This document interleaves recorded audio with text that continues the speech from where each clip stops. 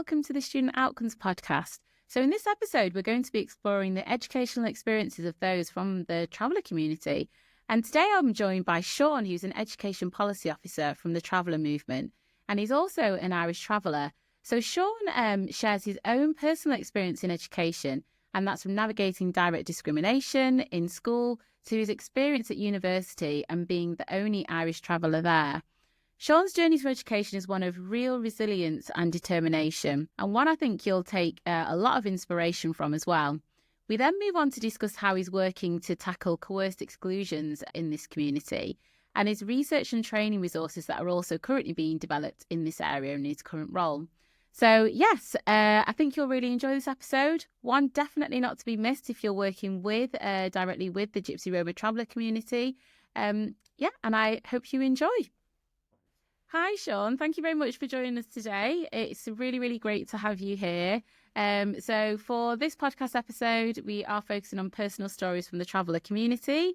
And we'll be talking to Sean, and Sean will be sharing his experience and journey to working with the Traveller Movement, which is a national charity working on behalf and for travellers and the Gypsy Roma traveller community. So hi, Sean.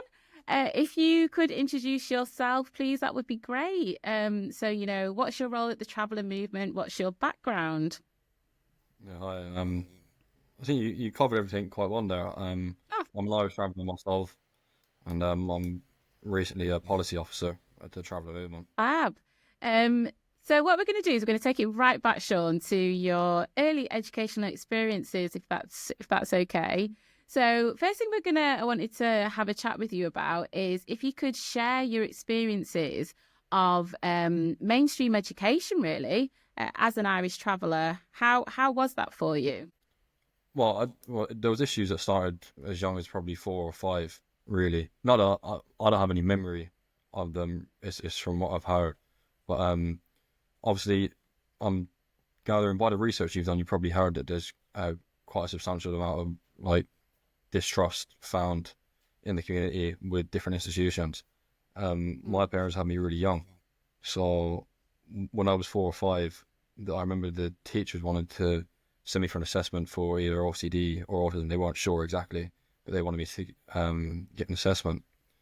My parents, their initial thought was to withdraw me from school because they were concerned of social services and children welfare services getting involved. That kind of shows their attitude towards education as well. There was that mistrust found there. That's interesting. You talk about the mistrust. So where do you think that came from? I think there's historical mistrust across different generations. Everybody that I speak to or everybody that I'm related to kind of has the same fears.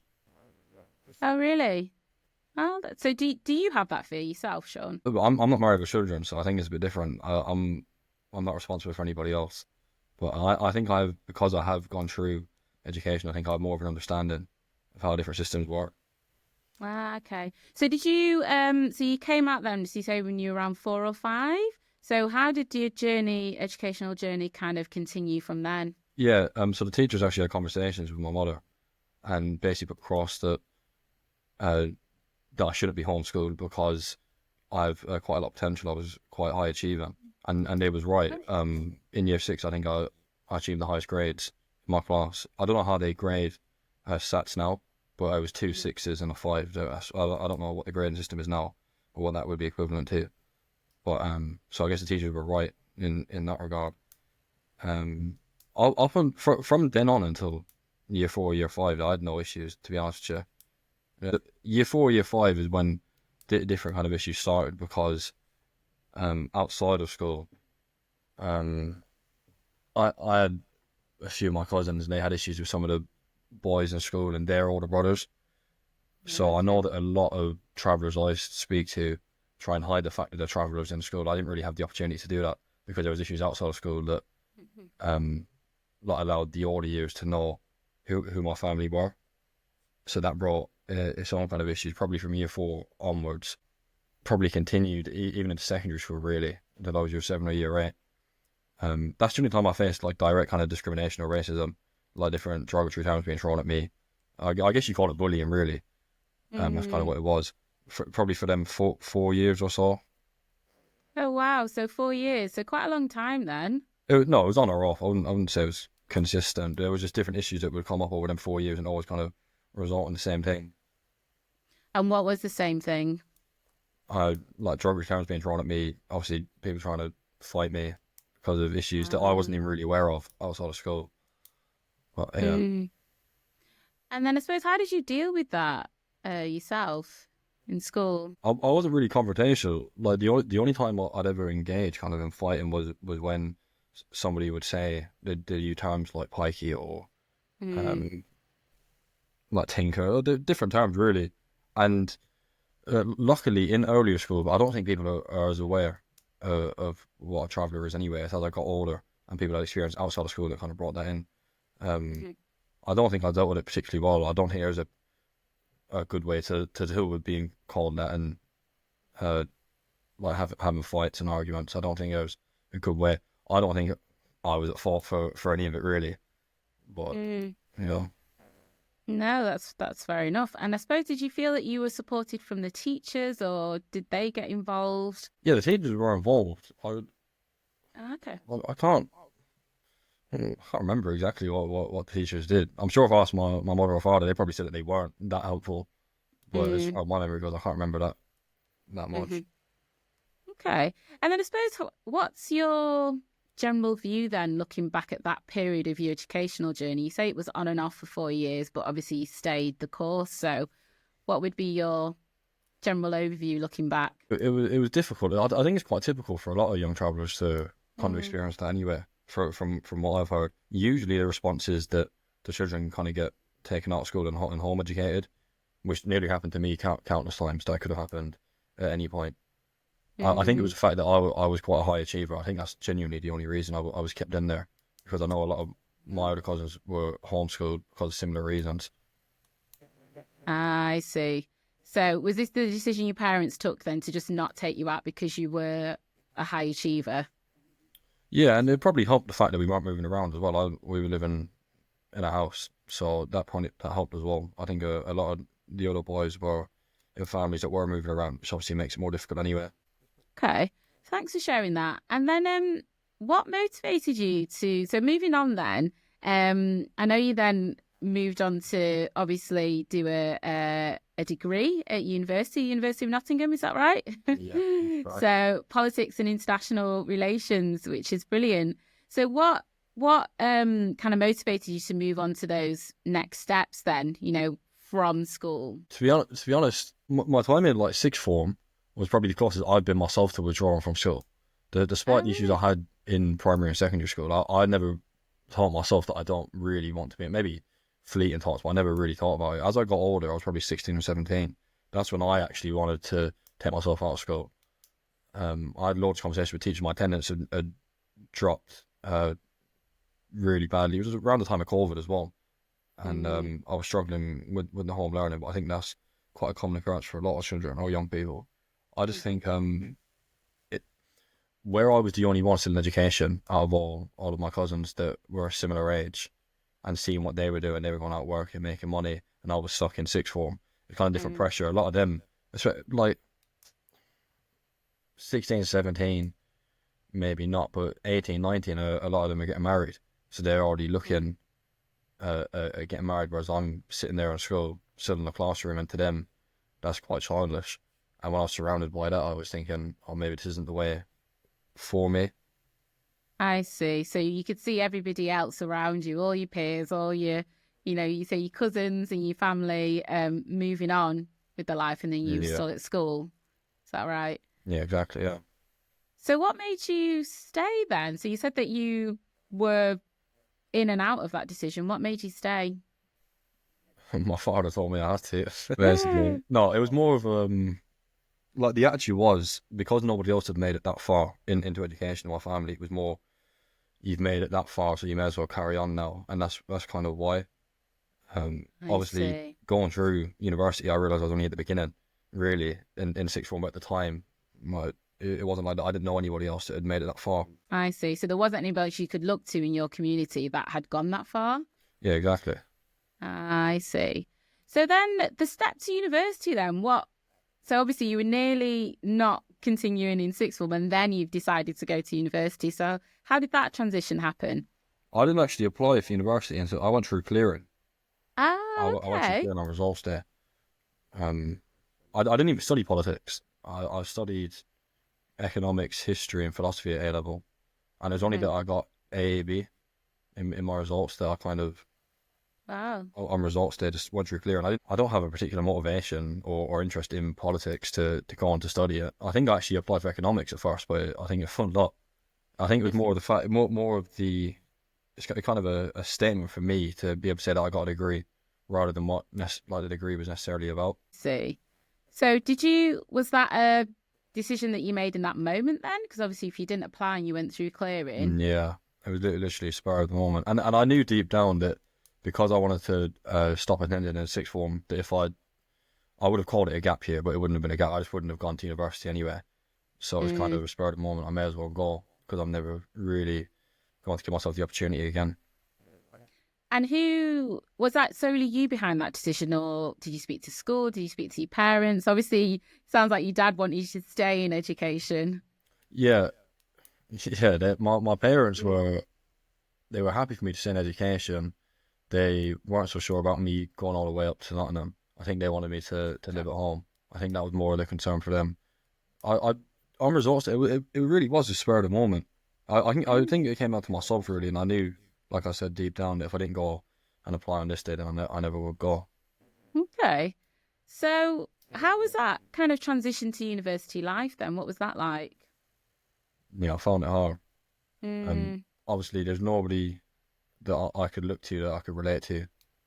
Obviously, there was no other travellers in my classes at sixth form, and definitely hmm not at university.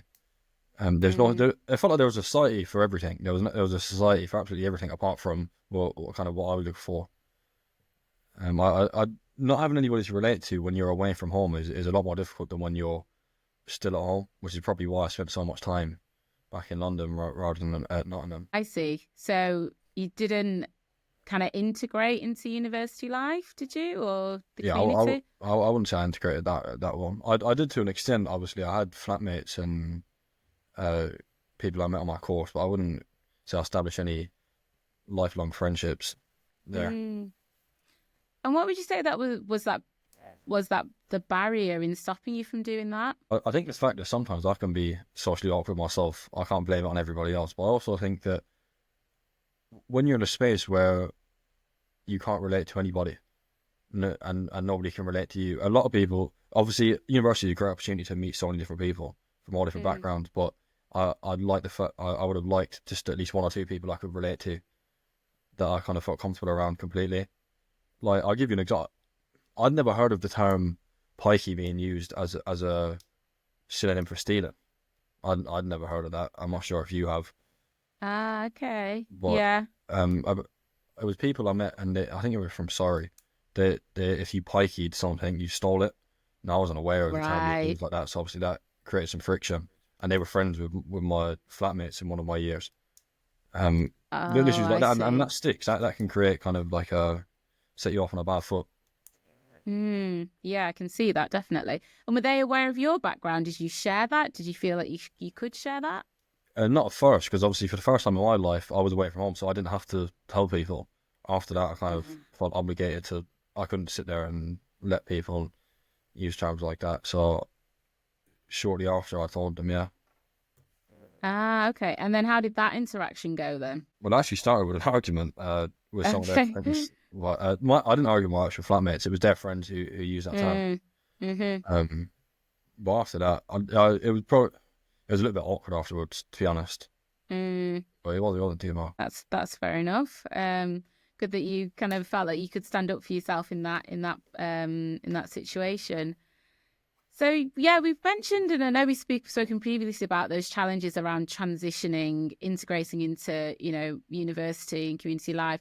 I suppose what would have helped you at that point, do you think? I actually tried to search out for any other travellers, not even just at my university. Obviously, there's two universities in Nottingham, I spoke Yeah. to, it was in my last year. I spoke to, I can't remember, like a support worker or something like that. And I asked. They said Mm-hmm. there was one, I think it was one professor at the other university who came from like a similar ethnic background. They didn't even say which one. I don't think they knew the difference Mm-hmm. themselves, to be honest. Mm-hmm. But I never actually came into contact with them. So I did try and reach out to find someone, but they said there was no other travellers at the university. Oh, okay. And then how did that make you feel then? What, the fact that there was no other travellers at the university? Yeah. It was expected anyway. I don't think it really Okay. changed my perception. I didn't expect anybody else to be there. If you're finding this conversation valuable and want more insights just like this, be sure to subscribe to our Educator newsletter. And it's where we share practical tools, interviews with sector leaders, and deep dives into the pressing issues facing and shaping education today. So it's completely free and it's designed for educators like you who want to make that real impact. You can find the link to sign up in the show notes or head over to cosmosltd.uk. And that's Cosmos, COSMOS Ltd.uk. And if you head over there, you can fill in the pop-up box for the newsletter. Don't miss out. That's interesting. I suppose you mentioned that you didn't feel like at the start you could let everybody know your background and the fact that you were a traveller. I suppose the university might not have known because there might have been similar people in your situation that might not have told them in a way. That's a possibility. That is a possibility, yeah. Mm, it's just an interesting kind of point to note The in a way university that. were aware. The university, it was the like I see. people on my course and people that I met that weren't initially aware. Hmm. Hmm. And then I suppose if you are there on your own, it's interesting to think about what what other support systems the university could have put in place if you are, if you feel like you're on your own, and maybe there aren't other people there from your community. So it's thinking about what could have been done in that instance when you do genuinely feel like you are the only one there from your background. Or is there anything that could be done? Is it just one of those kind of scenarios? To be honest, here at work, obviously I know we're going to talk about work and all that, but I know Mm-hmm. we're working on like a kind of like a graduate kind of peer network or Mm-hmm. something along those lines. I know that Mm-hmm. me and Lords, who you'll be speaking to, are kind of championing that, talking to like young travellers who are pursuing higher education or in higher education at the moment, maybe recently graduated. Mm-hmm. So there's not that many, but even if the support group was online, if I had access to that during my time, Ah, it probably would have made it easier. So I could speak to people from a similar background about how yes. they're dealing with certain situations. Mm-hmm. Yeah. Okay. Great. Well, that's a great segue to the next topic then. So, yeah, tell me about your work at the Traveller Movement then. So you spoke about that initiative that you're working on. Yeah, tell me a bit more about that. Yeah, I started as an intern in June, and then I was made education policy officer in October. I think, Oh, yeah, brilliant. October. Obviously under my remit is mainly the education work Mm, and different like submissions for call for evidence and consultation from the government. Um, mm, that peer work that we're mm-hmm, working on.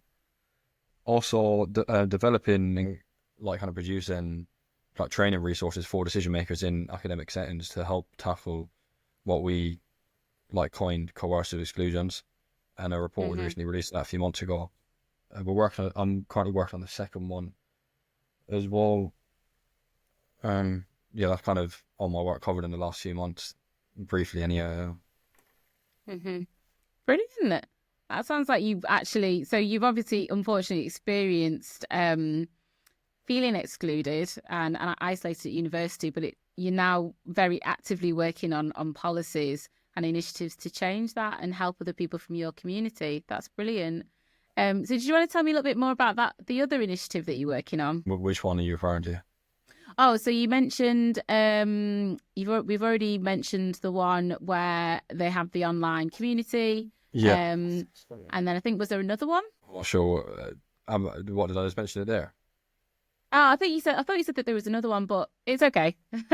We'll edit that part out. Edit that. Is that the main one you're working on? No, that's if anything, that's a side one. My How main, is it? yeah, my main work is focused on like developing and creating the training resources for decision makers, Ah, and okay.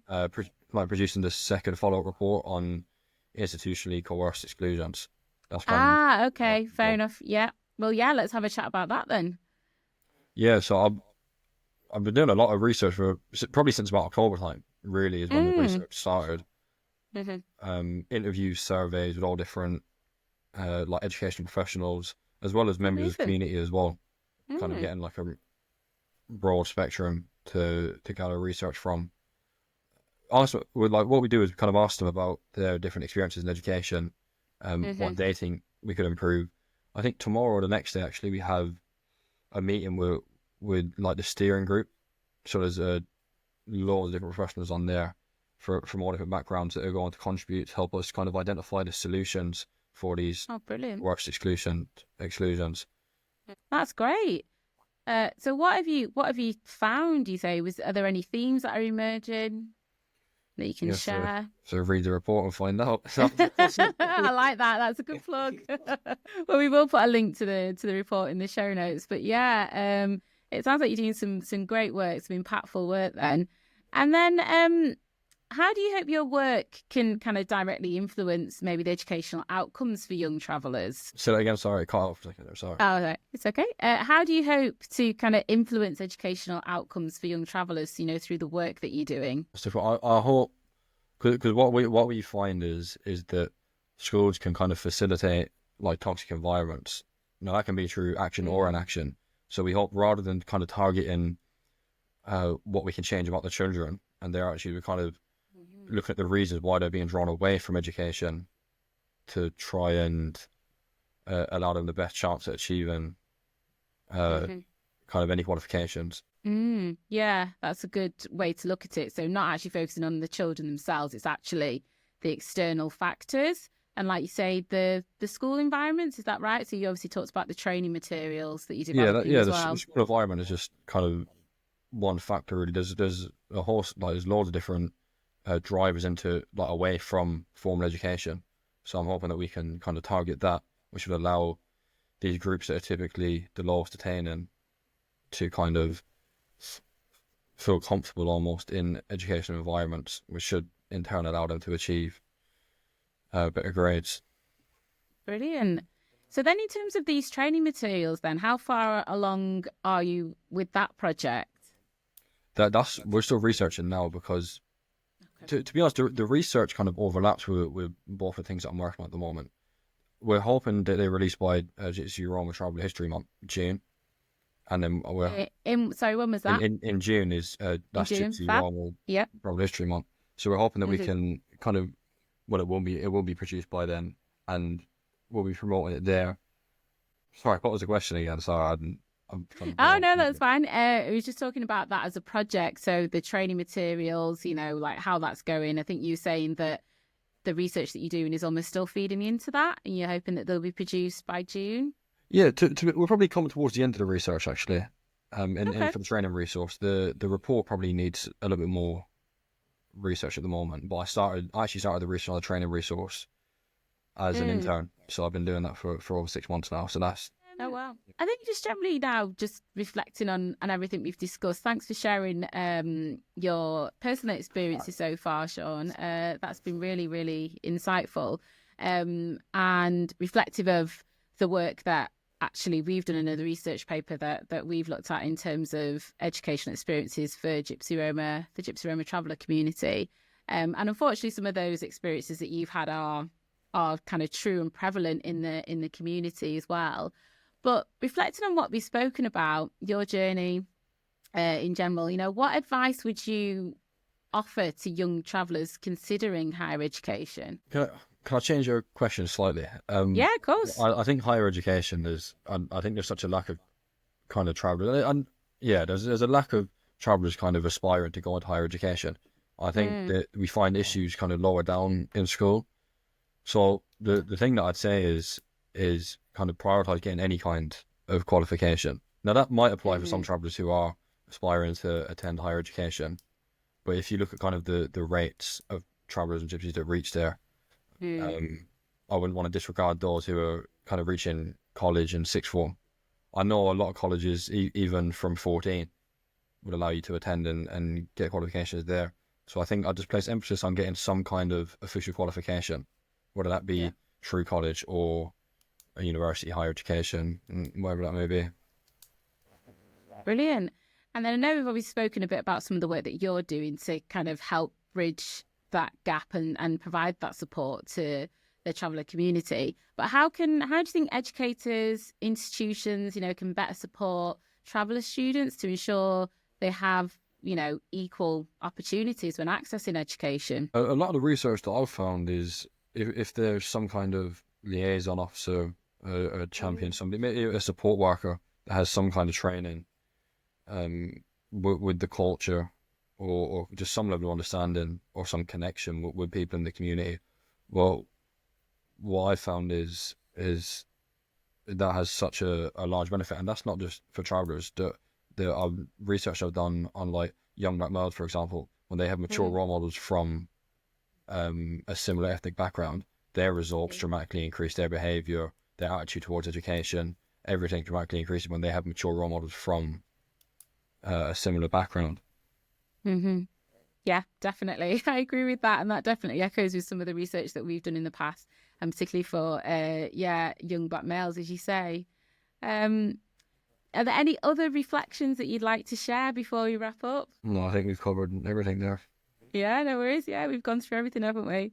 Thank you so much, Sean, for sharing your story, your personal story, your insight, and the work that you do. And it sounds brilliant, and it sounds really, really impactful as well for your community. We'll look forward to seeing the report when it's released, and also the materials that you mentioned, the training materials for educators. I think that'll be really, really useful and a really great practical tool. So yeah, thanks again, Sean. Thanks for allowing me the opportunity to speak. Yeah, no worries.